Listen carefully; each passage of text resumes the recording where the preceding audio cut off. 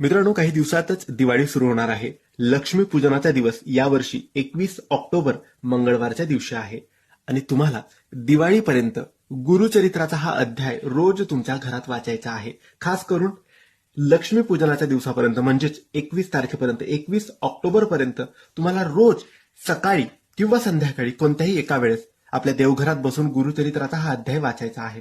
कारण हा अध्याय मित्रांनो इच्छापूर्तीचा मानला जातो. जे आपण मागू ते मिळवून देणारा हा अध्याय असतो. शुभता आणि अखंडता टिकवून ठेवणारा काम हा अध्याय करतो. तुमच्या मनात जीही इच्छा असेल ती पूर्ण व्हावी म्हणून लक्ष्मीपूजनापर्यंत हा अध्याय तुम्ही श्रद्धेने, विश्वासाने वाचन करायचा आहे. गुगलवर सुद्धा हा अध्याय तुम्हाला मिळेल किंवा गुरुचरित्राची तुमच्याकडे पारायणाची पोथी असेल त्यातून सुद्धा तुम्ही हा वाचू शकतात. हा अध्याय आहे गुरुचरित्राचा 18वा अध्याय. हा तुम्हाला फक्त एक वेळेस रोज वाचायचा आहे लक्ष्मीपूजनाच्या दिवसापर्यंत. जेही तुम्ही मागाल, जेही तुमच्या मनात असेल ते तुम्हाला नक्की दिवाळीपर्यंत किंवा दिवाळीनंतर नक्की मिळेल. परंतु मित्रांनो, या अध्याय वाचनाचे कोणतेही नियम नाही.